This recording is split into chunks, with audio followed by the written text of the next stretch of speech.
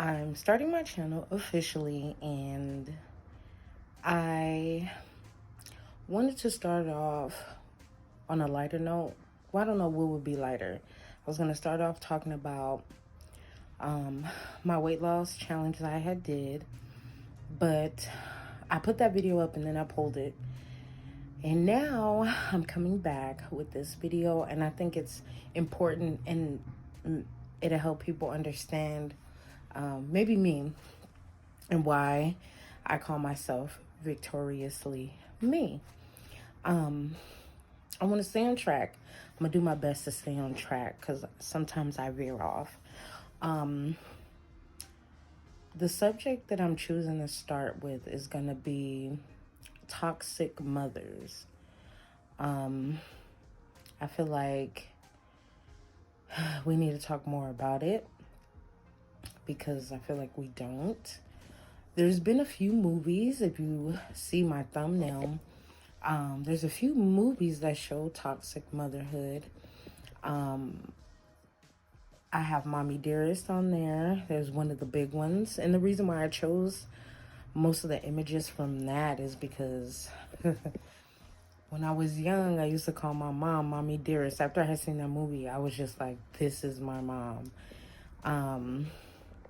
Maybe now that I look back, maybe not to the extreme of like tying me down to the bed or anything like that. No, but just how she was. The next movie that is on there is Carrie. Similarities in that just a little bit, not much, but I know women out there, or men even so, have mothers like that.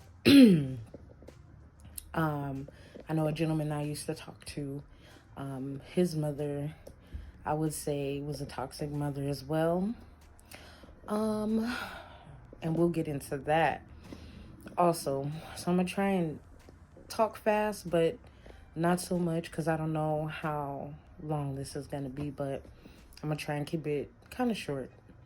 The next movie I have on the thumbnail is Precious. It's Monique. Very, very, very similar characteristics to that. Not as molestation, just how she treated her daughter. I'm not sure if I put it on there, but there's another movie, Anywhere But Here. A little bit with Georgia Rule. I don't know if I have that on there either, but if you want to check those movies out, I highly suggest you do, just so you can see toxic motherhood.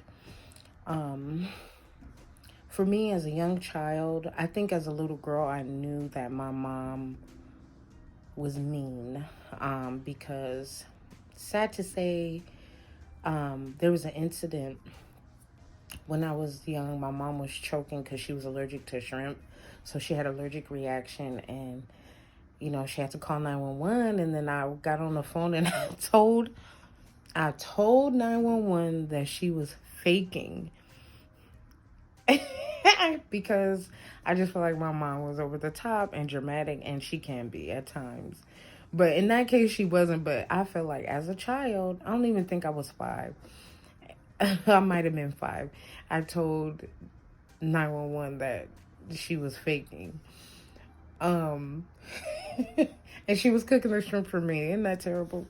Lord, forgive me. But there has been a lot of things and a lot of events that have occurred in my life that have shown toxic motherhood. I'm sorry, I'm looking up because the TV's on, but just growing up throughout my life, I just see my mom do things towards me I feel like a regular mom or non-toxic mom wouldn't do. She would get mad at small things. She would, at a young age, I swear, I might be like 6 or 7 years old. I was washing dishes. I was always cleaning up. I was a latchkey kid, but my mom's thing, it never was like, did you do your homework? She called to check on me. It wasn't, did you do your homework? It was, did you clean up? Did you clean up? Did you cook something for dinner? And because of that, I after cleaning up and at a young age cooking dinner for your mom, it's like, I just want to go outside and play, be with my friends. I don't want to do homework, So as I got older, like in elementary, my grades started to suffer because my mom's focus wasn't on school. It was more so on the home, and I think that came out of bitterness between my dad and her, because I remember she would always be like, "Oh, you remind me of your damn daddy." That was my mom. Back then I didn't realize like how toxic that was. I did see it in a negative way, but as a kid, it's like, what do you do? So, just as things went on, like, I needed to get braces, okay? My teeth weren't as bad as they are now. I'm a grown-ass woman, so now it's on me. But I'm just saying, as a child, I remember going to my mom and saying, "Hey, Mom, I want to get braces because, like, my teeth, my gap, blah, blah, blah. I want to get braces." She never took me to the dentist. At a certain age, I remember as a little girl, real toddler, I guess that would be, she would take me. But once I got out of elementary, junior high, she never took me. And when I asked her about braces, she went and got braces put on herself instead of putting them on me. And she didn't, to me, I felt like she didn't need them. But she got braces for herself and she didn't get braces for me. And I had asked her. So my mother was very selfish. I always felt like she shouldn't have had kids because she was so selfish. And I know there's a lot of women that have had like more, serious things. But I could talk about a lot of the things that she's done. She would get mad. She'll throw a phone, like the phone that plugs into the wall back in the day, early 2000s. We still had house phones, and she would throw the phone at me because she didn't get what she wanted when she wanted it. Or she'll have me go to the store and I'll get her a soda. She'll tell me to get one soda. She'll forget. And then I'm bring her the soda she asked me, but she wanted a different soda, and she gets mad and she throws a soda at me. Okay, so really traumatizing things. When, let's say, we're going to get a TV, and she had like, I guess like a coupon that was the TV was on special, and it was like, bring this coupon so you could get a percentage off the TV. She had lost the coupon. She blamed it on me, cussed me out, embarrassed me in front of people. I was just like, I fucking hate my life. It was times I even contemplated suicide. So toxic motherhood is just, it molds a person to be a certain way. For me, I'm still attached, I would say, to my mother because that's really all I have. I used to I still do want to get away, but I'm just like, maybe I'm here in her life for a reason, but also I feel like I need to get away from her, so she can learn the lesson she's supposed to learn, because I feel like, I've learned mine, and I don't need to learn no more. Where things really got serious and I was like, okay, I got to get away, I was dating this guy. And before I was dating this guy, I was working out a lot. I had found out, I was diabetic, and I was like, I want to lose this weight.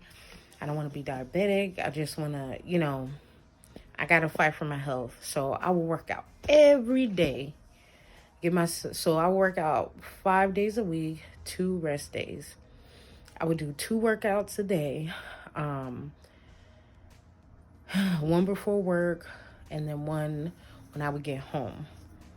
Or I would do one when I would get home, and then on my rest days, I would actually go to a beach workout in Santa Monica. and then come home and do a second workout. So, anyways, time goes on. One day my mom comes home and she asks me, right in the middle of me doing Beachbody Turbo Jam workout, she asks me to go get her some food to eat for dinner, her and my grandmother. She literally had just walked in the door from work. And I told her, I'm like, you just passed all these food places and you're going to stop me from bettering myself, doing my workout. You're going to stop me and ask me to go get you something. We got into a big argument. She cussed me out or whatever. So then, fast forward, I'm dating this guy. And she kind of does the same thing again, and he's there. And I know in that moment, he was like, fuck. He held me, and he was like, you know, it's going to be all right. And I feel like, excuse me,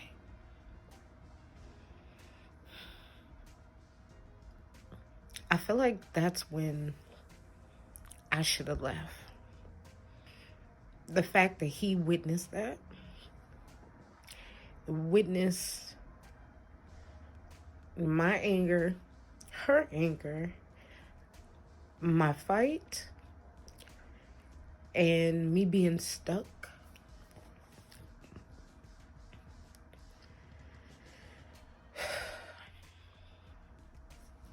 It was embarrassing and hurtful. I seen like jealousy from a family member, a parent, a mother. I seen real jealousy. I seen real evil at that point, because I realized as much as she really didn't care for me, she didn't want me to be better. And me and this person, we talked for about 4 years. And when we parted ways, he said, I won't be back in your life until your mother and your grandmother are dead.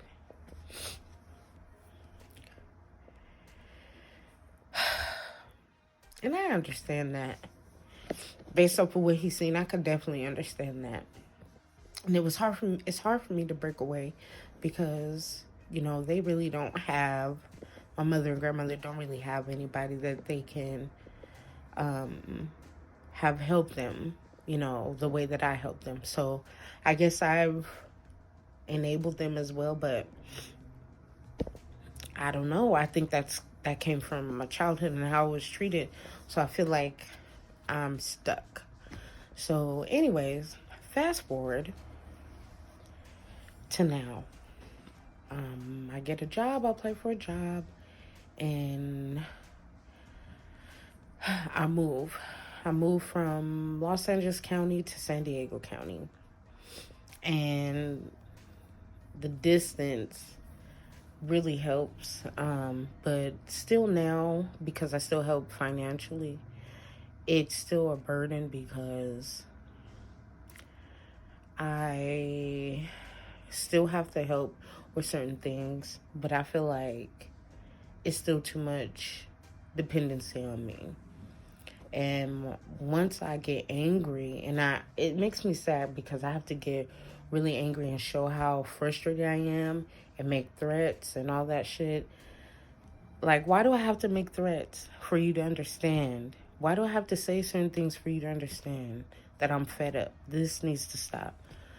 You know, like, stop leaning on me so much. Why do I have to do all of this for you to understand? And that kills me and irritates me. But like, my grandmother, we all live in the house together. And even my grandma, I think the way my grandma grew up, and this is the thing. Toxic motherhood, it can roll over into each generation if nobody stops to correct it. So I think My grandmother got toxic motherhood from her mother. She wasn't, well, some things happened to my mom growing up that rolled over to her, and then my mom treats me the way that she treats me. So, talking to my grandmother said my mother reminds her of her mother, my great grandma. They have like the same personality. So I'm like, oh my God, I don't want to be like any of you guys. I don't want to be like any of this. I don't want any toxic motherhood traits in me. So I remember one time my mom had made me so mad. I think I was in high school. And I was just like, I said it was such conviction. When I tell you words are powerful, I remember that day I was at the mailbox. My mom, she's standing like kind of a little ways away, maybe about 20, 30 feet. And we have like a pool, and she's like in the walkway or whatever next to the pool. And I just remember she did something, she got on my nerves, and I said, you know what? The bloodline stops at me. I'm not having no kids. That's it. The bloodline stops at me. That's it. I ain't having no kids. And it was sad because my cousin, she can't have children. My other two cousins, they don't really fuck with us. So it's just like me. And I was like, I'm not having no kids. It's a wrap. Like, y'all treat me like I'm nothing, And this past weekend over Christmas, sometimes I just want to be left alone. I want to use the bathroom in peace. I want to be in the shower in peace, or the tub, just be in peace. I know there's other people in the house. I usually wait till everybody's, chill, whatever, about to sleep or they're asleep, and I do my thing. But there's certain situations that occur that my mother will disregard feelings. Like when I remember I used to work graveyard shift, and she would come and she would turn the light on in the room and wake me up, ask me a question, like, what the fuck? Just inconsiderate and rude.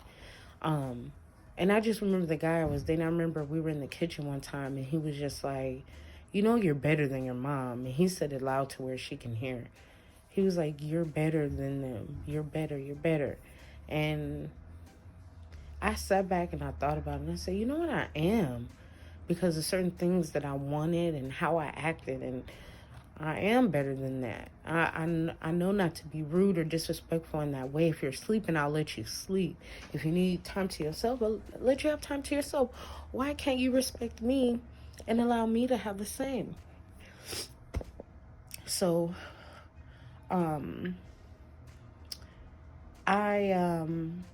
gonna put some links to a few sites if you want to read up on toxic motherhood.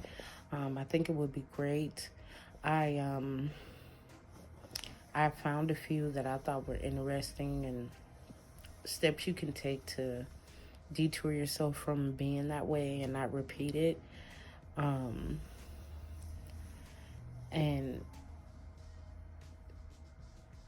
like, I know most of this time I've just talked about what has happened to me, but I know a lot of people out there have had toxic mothers, and they have different things that have happened to them. Some of them have mothers that beat them or just really been ruthless. Like, I wanted to go to school. I wanted to go to college. When I graduated college, look, when I graduated high school, I graduated with a 3.89. Okay. So I almost was a 4.0 student. I took a year off, and I said, you know what, I'm going to go back. I couldn't get anybody to help me, like, pay for school. I couldn't afford school on my own.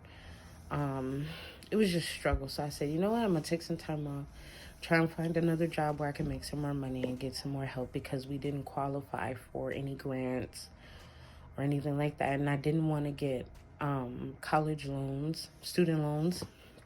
So when I finally found what I wanted to do, I said, oh, you know what, I'm going to go to school to get my manicuring license through the state. I had found a school. I think it was like $600 at the time. And I asked my mom.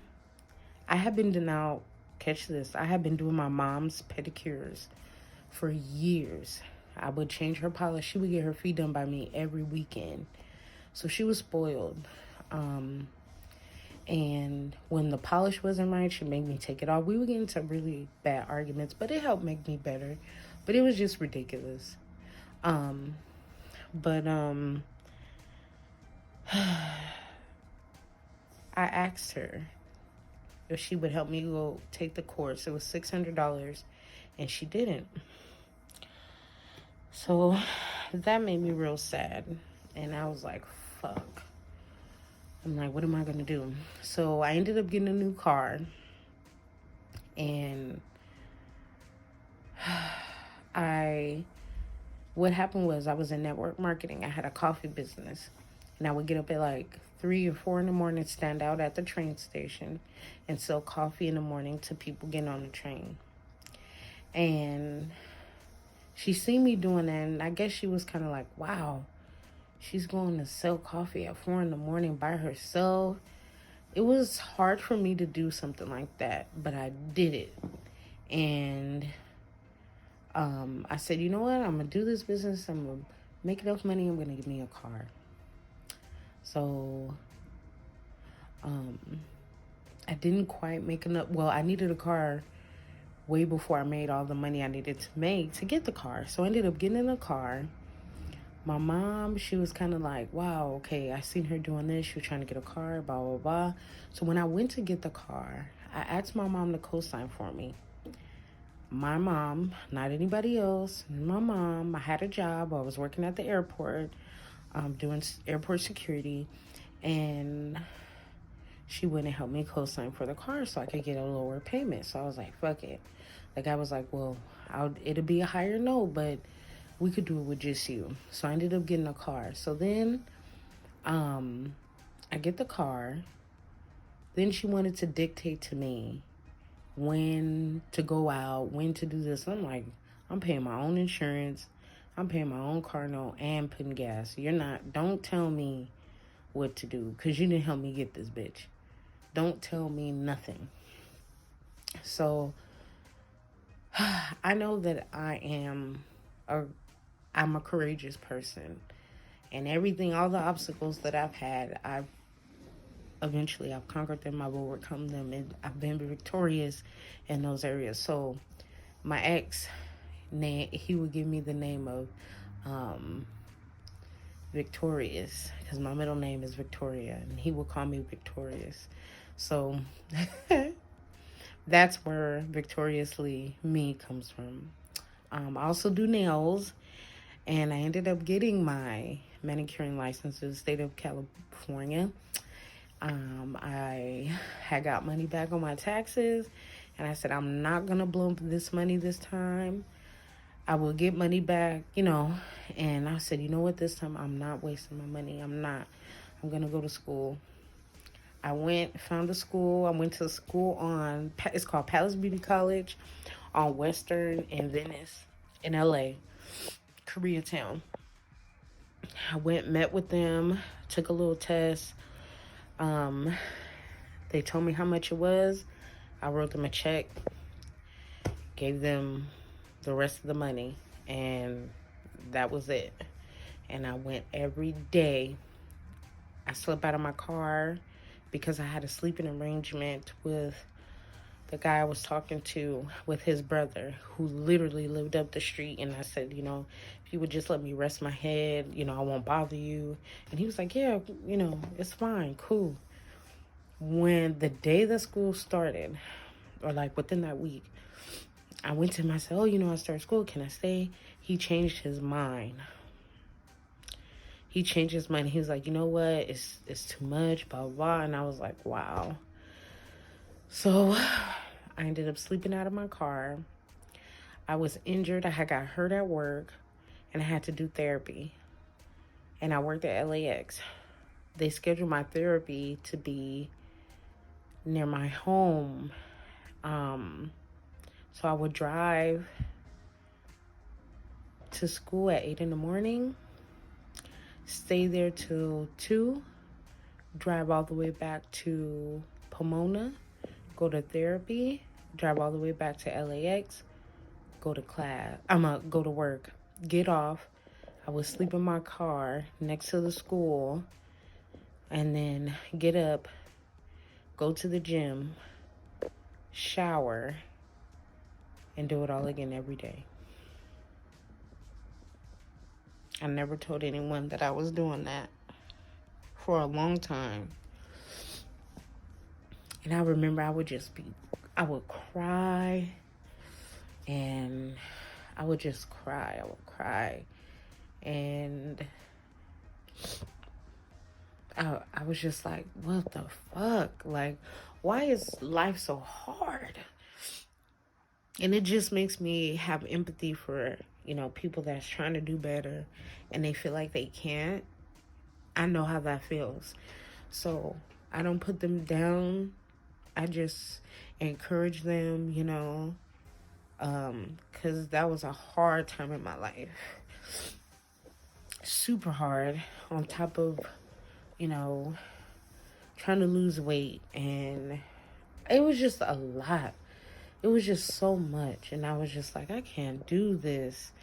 And then at one point I just said, you know what, I'm just going to drive home because I need to lay down and rest. I was getting scared, and I didn't want my paranoia to mess me up mentally. So I was like, you know what, I'm just going to drive home when I get off work. So I drive home when I got off work, and I would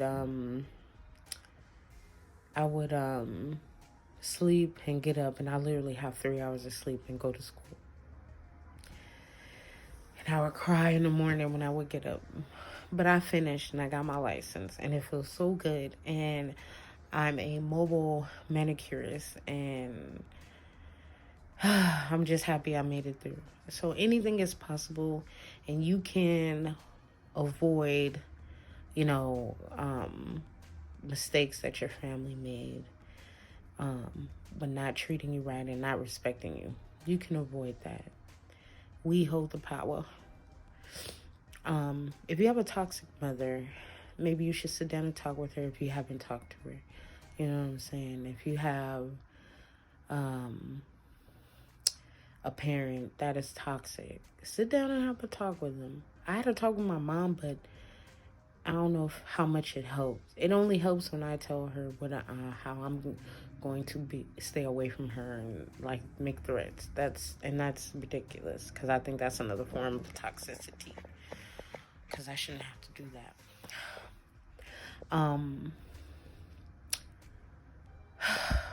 Yeah. And me being stuck, I think it's kind of hindered me. It's like held me back, made me act like more like a child, I think, for a longer period of time. But I am who I am. Love me or hate me. Shit. And that's how I feel. So anyways, stay tuned for more videos from Victoriously Me. Try to be like a newscaster and shit. But if you relate to anything that I've said, feel free, leave a comment. If you have advice, you can leave a comment. Like I said, if you relate, like, maybe even share, subscribe. But if you haven't seen the movies that I've tagged, check those movies out. If you're young, I know Mommy Dearest is a very old movie. So if you're young, you should definitely check that out. And I'm not going to make this like the center of the topic of, everything, but everything's going to come full circle within the next couple of videos that I do. So I hope you liked my little story on the toxic mother that I had. But I have so much coming and so much I want to share, especially with my nail business. I'm excited. Yeah. But yeah, Victoriously Me. If you want to follow me on IG, my Instagram is Victorious Nails with a Z on the end. Victorious Nails with a a Z on the end. Yes, and I have a fit page as well, and we'll get to that in another video. But my fit page is victorious.f.fit. Okay, victorious.f.fit. I think. I don't know. I don't remember. Anywho, check me out. Check me out, boo. Bye.